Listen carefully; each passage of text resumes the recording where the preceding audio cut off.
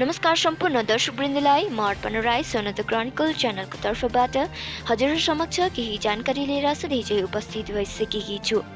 टुङ सन्तमेरे समष्टि अन्तर्गत सिपाहीधुरा चैतेपानीमा गोजाममको एक सांगठनिक सभा समष्टि सभापति नुरी शेर्पाको अध्यक्षतामा सम्पन्न भयो। अभिभावक युवा मोर्चा अनि नारी मोर्चाको संयुक्त आयोजनामा भएको सभालाई समष्टि सभापति नुरी शेर्पा, युवा मोर्चा सचिव दिपेश तामाङ, नारी मोर्चा सचिव अरुणा थापा, DTDPLU सभापति तथा समष्टि प्रचार प्रसार सचिव बसन्त गुरुङ राई, सिपाहीधुरा बुथ सचिव सुभाष राईले विशेष सम्बोधन गरेका थिए।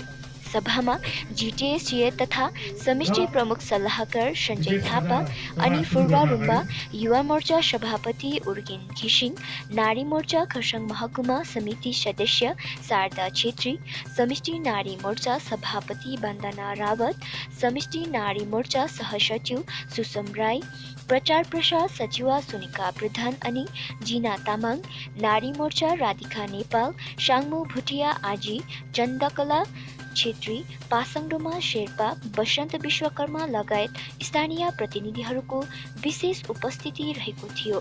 सभा सञ्चालन पेम्बा शेर्पाले गरेका थिए। समष्टि युवा मोर्चा सभानेत्री सुश्री वन्दना रावतज्यू, समष्टि नारी मोर्चा सचिव सभानेत्री नारी मोर्चा समष्टि श्रीमती जिना तामाङज्यू,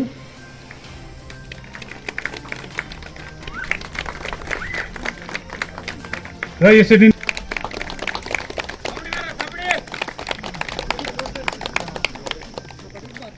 र सिपाहीधुरा बुथ कमिटीबाट र बुथ कमिटी र नारी मोर्चा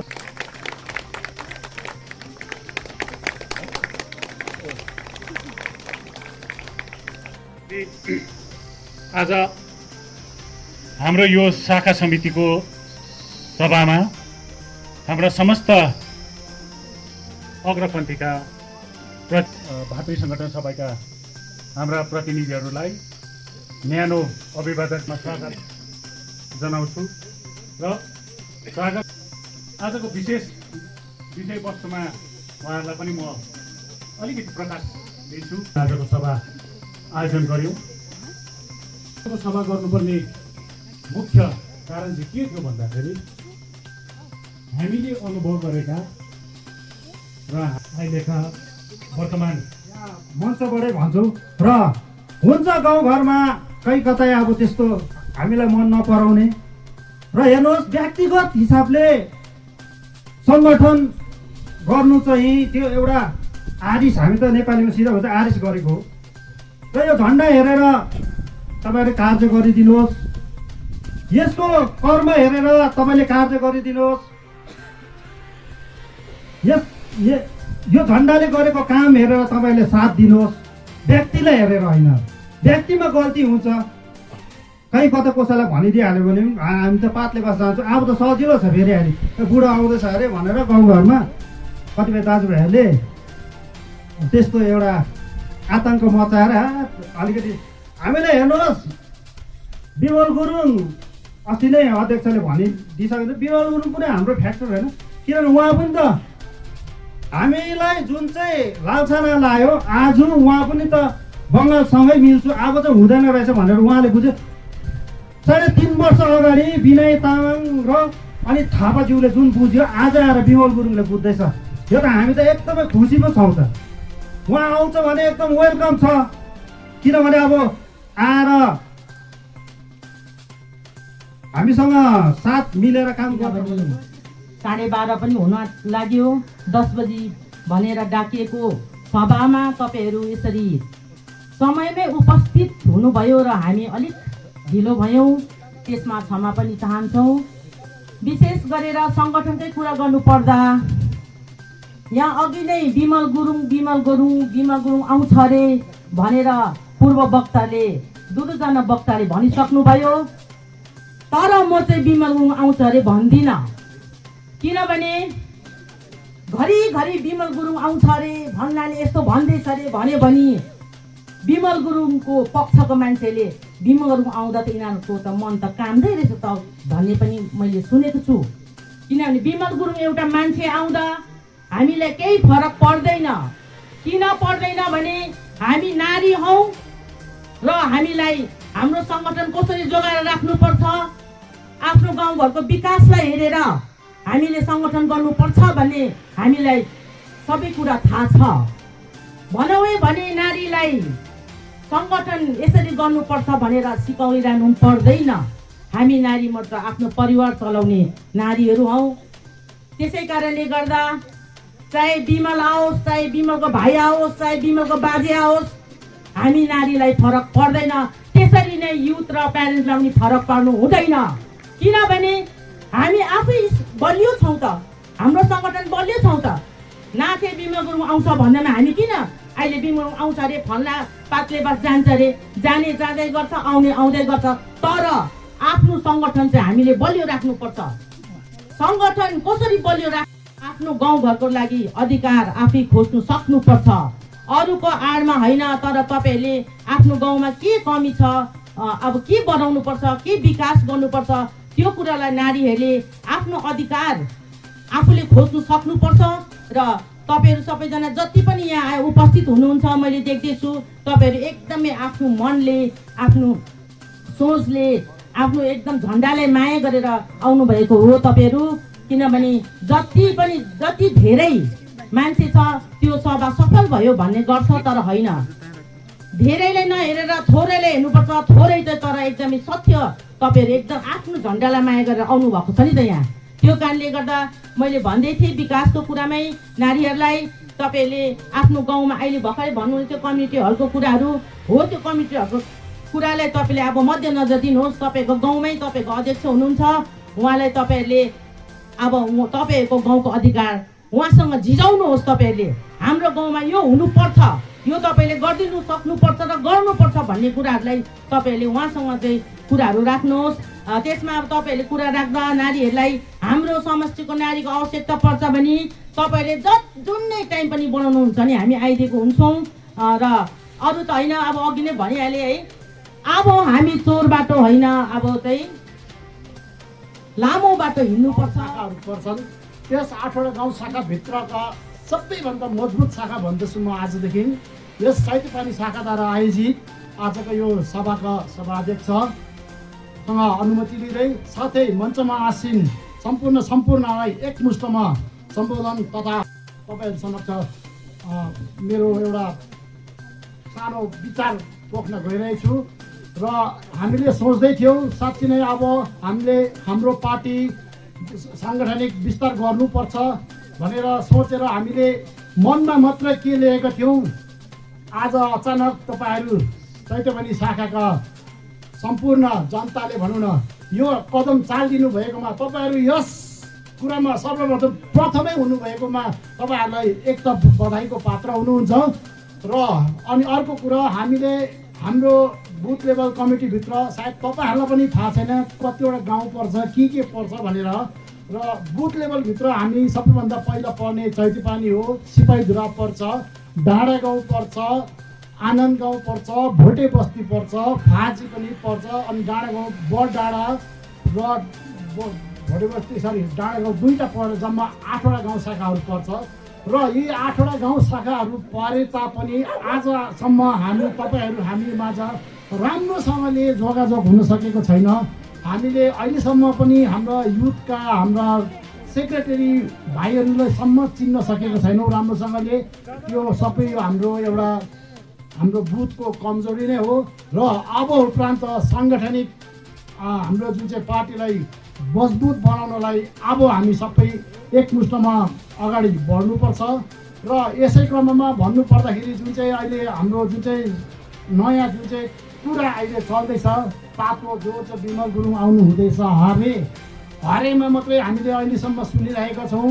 आइसकेको त हामीले आउँछ हरे अथवा कुनै हरेमा मात्रै चलेको हुनाले यसमा हामीले झट्ट विश्वास पनि नगरिहालौँ। र आइहाले त भने पनि के लिएर चाहिँ आउने हो त?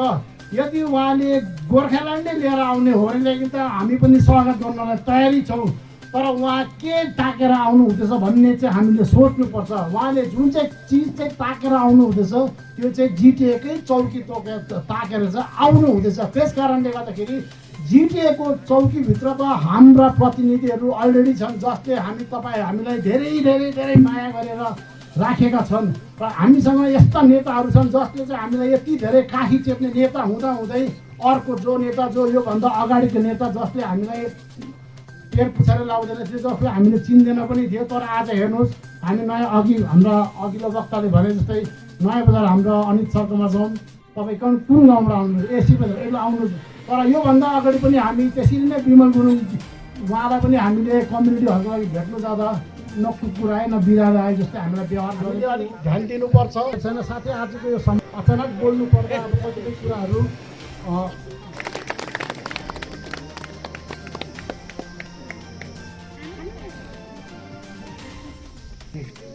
साथी सुभाष भाइज्यूबाट सानो विवरण साथै आजको सभालाई पनि उहाँलाई धन्यवाद दिँदै म अन्ततिर जाँदैछु। र यसमा अन्तमा हामीले शाखामा अस्ति हामी त भन्दैछौँ अब राजनीति गर्दाखेरि तपाईँ र मैले पनि राजनीति गर्दाखेरि तल्लो घरको ईर्ष्याले माथिल्लो घरको डाइले गर्दाखेरि अर्को झन्डा लाउने काम गर्नु हुँदैन। म भन्छु गाउँमा त भाइ बहिनीलाई पनि नुरीलाई मन पर्दैन ठिकै छ, तर मेरो काम गराइलाई मन पराऊ। मेरो ईर्ष्याले मेरो डाइले गर्दाखेरि तपाईँले अर्को झन्डा नलगाऊ, झन्डा समाउने काम नगरौँ। अब हामीले अब झन्डाको राजनीति नगरौँ। अब हामीले राजनीति गर्दाखेरि मुर्दाबाद र जिन्दाबादको नारा मात्रै नलगाऊ। तिम्रो विकास भएको हेर्नुपर्छ हामीले, तिम्रो विकास होस्, हामी त राजनीति गर त्यही भन्छौँ। गाउँको विकास होस् त्यसको लागि राजनीति गर। आफ्नो पेट पाल्नुको लागि त एउटा भनौँ न एउटा भत्वा कुकुरले त पेट पाल्नु सक्छ भने त हामीलाई त भगवानले दिएको दुईटा हात छ, 10 वटा औँला छ, हात खुट्टा राम्रो छ भने हामी त एउटा एक छाल त खानु सक्छौँ नि त। रोटीको लागि राजनीति नगरौँ, भातको लागि राजनीति नगरौँ। अब चाहिँ राजनीति गर्छ भने पनि चैते पानीको भाइ बहिनी आउने भाइ बहिनीले पनि राजनीति गर्छ भने चाहिँ चैते पानीको एउटा नक्सा बदलेको हुनुपर्छ। चैते पानीको प्रत्येक व्यक्तिको प्रत्येक घर परिवारको नक्सा बदलेको हुनुपर्छ, परिवर्तन आएको हुनुपर्छ, राम्रो जिन्दगी बिताएको हुनुपर्छ। चैते पानीको हरेक घरले पनि सुख पाएको हुनुपर्छ भन्ने हाम्रो चाहना हो। त्यस उसले जुन प्रकारले तपाईँहरूले हामीलाई सहयोग दिनुभएको छ, अहिले भन्दै थिए यहाँहरूले कि होइन बस्छ, हाम्रो सिए सञ्जय थापाज्यू पनि यहीँ बस्छ भनेर भन्नु हुँदै थियो। त्यो तपाईँ र जुन प्रकारले तपाईँले हामीलाई भन्नुभयो त्यो तपाईँको बडकपन हो। तर तपाईँहरूको साथ बेगर म र सञ्जयले पनि केही गर्नु सक्दिन। भोलिको दिनमा त्योभन्दा माथिको स्तरमा पुग्यो भने पनि तपाईँको सहयोग बिना, तपाईँको सहायता बिना, तपाईँको एउटा हाम्रो कोअपरेसन बिना कुनै काम हुनु सक्दैन। त्यस उसले तपाईँको गाउँको लागि, मेरो गाउँको लागि तपाईँ र म नै एक भएर एकजुट भएर अगाडि बढ्नुपर्छ भन्ने म तपाईँहरूलाई सुझाव दिन चाहन्छु। हाम्रो यो लोवर सेतीपानी शाखाभित्र हाम्रो शाखा समितिले आयोजन गरेको यो सभामा उपस्थित सम्पूर्ण हाम्रा अतिथिगणले उपस्थिति दिनुभएकामा पनि हामी शाखा समितिबाट धन्यवाद दिँदै र समस्त हाम्रा गाउँका सदस्यहरूलाई पनि जुन प्रकारको उपस्थिति दिनुभयो त्यसमा पनि हामी उहाँहरू सबैलाई एकदम व्यापक रूपमा उपस्थित भइदिनु भएकोमा धन्यवाद दिन चाहन्छौँ। र आजको यो जुन प्रकारको उपस्थितिले हाम्रो यो साङ्गठनिक सभा र हाम्रो शाखा समितिले जुन आयोजन गरेको सभा सम्पूर्ण रूपमा सफल भएको हामी घोषणा गर्दछौँ। र यो सभाको विषयवस्तुहरू सम्पूर्ण जनतालाई हामीले राम्रोसँगले बुझाउन सकेको छौँ भन्ने हामी हृदयबाट नै ठानेका छौँ। र यो हाम्रो सभा आजको यो जुन चाहिँ शाखा समितिको जुन चाहिँ नारी मोर्चा युवा मोर्चा अनि प्यारेन्ट्सपट्टिको जुन प्रकारको यो तीनवटा विङको जमर्को थियो यो सम्पूर्ण रूपले सफल भएको हामी घोषणा गर्छौँ।